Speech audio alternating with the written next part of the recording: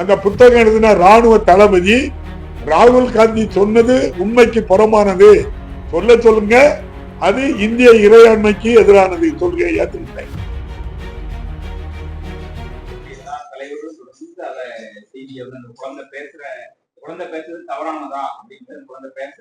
அது நீங்க நம்புறீங்களா?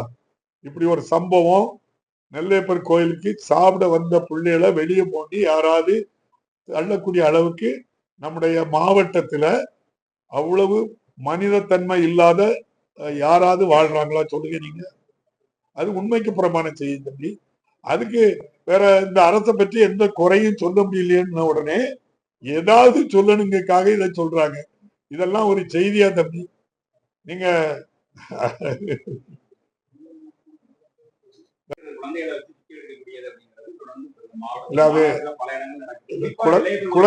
குழந்தைகளை வச்சு அப்படிப்பட்ட செயலில் ஈடுபட்டு இருந்தா நான் இன்னைக்கு நம்முடைய மாவட்ட ஆட்சியர்கிட்ட சொல்லி இதுல அப்படி நடந்தா நடவடிக்கை எல்லா இடமும் எடுத்துக்கிட்டே தான்.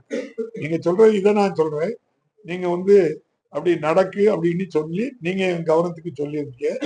உண்மையிலேயே நடந்திருந்தா நடவடிக்கை. நாடாளுமன்றத்துல இந்திய இறையாண்மைக்கு எதிராக குற்றச்சாட்டு மத்திய அரசு வைக்கிறாங்க பாஜக. ஏங்க, ஒரு நடந்த சம்பவத்தை ஒரு நம்முடைய போர்படை தளபதி ஒருவர் கூறிய கருத்து இந்திய இறையாண்மைக்கு எதிரானதா? நீங்க அப்படி ஒரு வடிவமைப்பை பண்ணி மிரட்டக்கூடாது.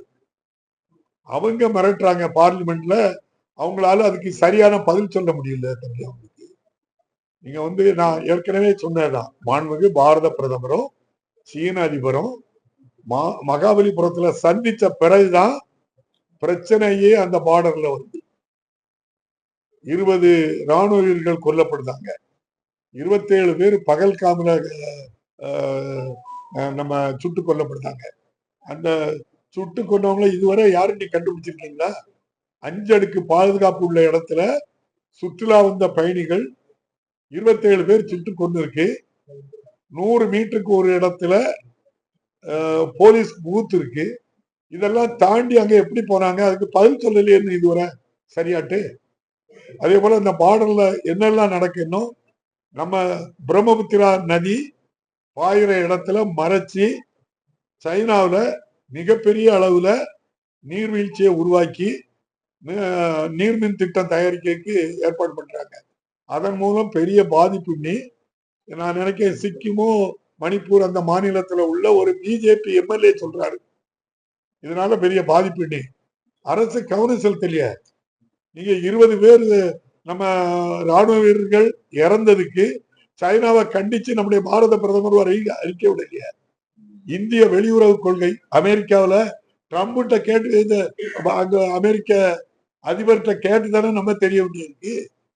18% வரி குறைப்பு அப்படின்னு சொல்லியிருக்கீங்க, அப்படிதானே? பாரத பிரதமர் பாராட்டுறாங்க.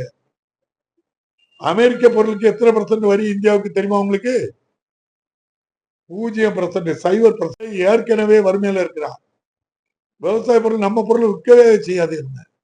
அமெரிக்காவில் இருக்க விவசாய பொருள் தான் வரும். நீங்க பாருங்க, இது எவ்வளவு இந்தியாவுக்கு எவ்வளவு பெரிய பாதிப்பை பாரத பிரதமர் பண்ணியிருக்காங்கன்னு பாருங்க.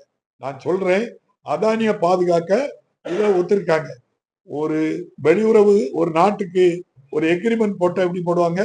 வெளியுறவுத்துறை அமைச்சர் அல்லது பாரத பிரதமர் அல்லது வெளிநாட்டில் உள்ள அங்க உள்ள அதிபர் பிரதமர் உட்கார்ந்து பண்ணுவாங்க. இது என்ன தம்பி? ட்விட்டர்ல போட்டார் ட்ரம்ப், நன்றி தெரிவித்தார் பாரத பிரதமர். இதெல்லாம் நாட்டுல இதெல்லாம் நடக்கிற சமாச்சாரமா தம்பி? ஒரு நாட்டுல பிரதமர் இருக்கிறாரு, வெளியுறவுத்துறை அமைச்சர் இருக்காங்க, அங்க அதிபர் இருக்காங்க. அது ஒரு இறையாண்மை உள்ள நாடு. இந்த இறையாண்மை உள்ள நாட்டுக்கும் இன்னொரு இறையாண்மை உள்ள நாட்டுக்கும் ஒரு எக்ரிமெண்ட், வர்த்தக ஒப்பந்தம் எப்படி போடுவீங்க? ட்விட்டர்லயே போட்டு விடுவீங்க. ஒரு நாள் 500% பாரு, இன்னைக்கு 18% சொல்லியிருக்காரு ட்ரம்ப். நாளைக்கு இதே 150% யாரு பொறுப்பு? அதுக்கு யாருகிட்ட ஒப்பந்தம் போட்டிருக்கீங்க? இது எல்லாமே தமிழ்நாட்டுல தொழிலை அழிக்கிறதுக்கு போட்ட திட்டம். அவ்வளவு அழிஞ்சுக்கிட்டு இருக்கு. அதை ஏமாத்துறதுக்காக நாங்க 18% 20% சொல்லி இது வந்து ஒரு பொய். இவங்க 2 பேரும் சேர்ந்து நடிக்கிறாங்க. அவ்வளவுதான் உண்மை.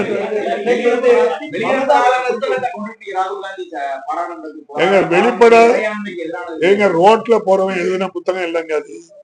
இந்தியாவினுடைய ராணுவ தளபதி எழுதின புத்தகங்க. என்ன நீங்க சொல்றீங்க? இவர் சொன்னது உண்மைக்கு புறம்பான்னு சொன்னது அந்த ராணுவ தளபதி சொல்லணும். இத உண்மைக்கு புறம்பா பேசான்னு யார் சொல்லணும்? அந்த புத்தகம் எழுதின ராணுவ தளபதி.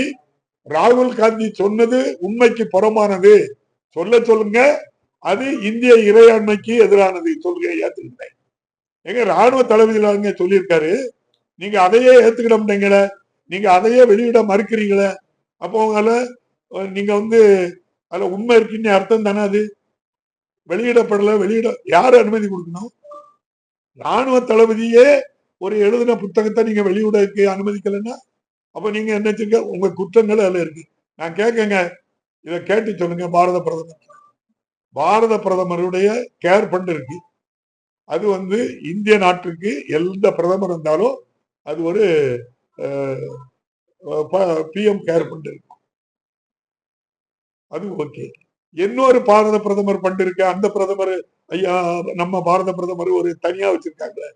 அதுக்கு சைனாவில இருந்து எவ்வளவு ரூபா வந்திருக்கு நீ கேட்டு சொல்லுங்க. யாரெல்லாம் அனுப்பியிருக்கான்னு சொல்லி கேட்டுங்க. எனக்கு அமெரிக்காவில் ஒரு விவகாரம், சைனாவில் ஒரு விவகாரம் எங்க நடந்தாலும் நம்ம பாரத பிரதமருக்கு தெரியலையே. அமெரிக்க அதிபர் சொன்னதுக்கு அப்புறம் தான் இப்படி ஒரு சட்டம் போட்டிருக்கான்னு தெரியுது. அப்படின்னா எவ்வளவு ஏழாமன்னு சொல்லுங்க. நம்ம எவ்வளவு இந்தியாவில உலகம் பூரா அவ்வளவு ஒரு மரியாதை உள்ள நாடு. இன்னைக்கு எவ்வளவு பலகீனமா இருக்கிறோம்.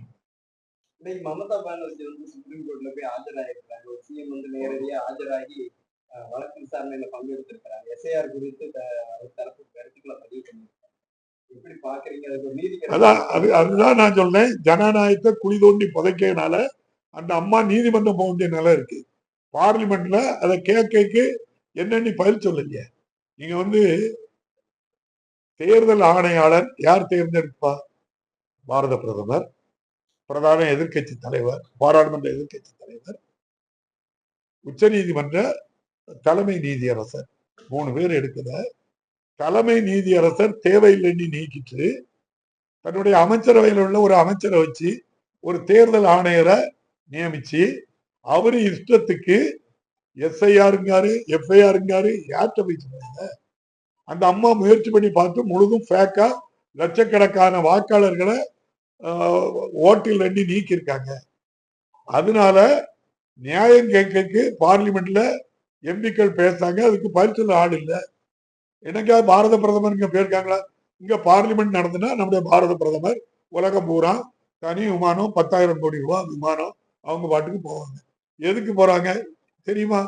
ஒரு பார்லிமெண்ட் நடந்தா பாரத பிரதமர் உட்கார்ந்து அவ்வளவு எம்பிக்கள் பேசையும் காது கொடுத்து கேட்டு சரியான பதில் சொல்லணும்ல. அது என்ன அரசியல் பண்ற இடமா? அது அரசியல் பண்ற இடமாட்டு RSS சித்தாந்தம் பேசக்கூடிய இடமா? அது அப்படி ஆக்கிட்டாங்களே. இல்ல செய்திகளை உடனுக்குடன் தெரிந்து கொள்ள கீழ்கண்ட கேபிள் மற்றும் DTH நெட்வொர்க்குகளில் எம்நாடு செய்தி தொலைக்காட்சியை காணுங்கள். பாதகம் செய்பவரை கண்டால் நாம் பயம் கொள்ளலாகாது பாப்பா. மோதி மிதித்து விடு பாப்பா, அவர் முகத்தில் உமிழ்ந்து விடு பாப்பா. அண்மை செய்திகளை உடனுக்குடன் தெரிந்து கொள்ள இணைந்திருங்கள் எம்நாடு தொலைக்காட்சியுடன்.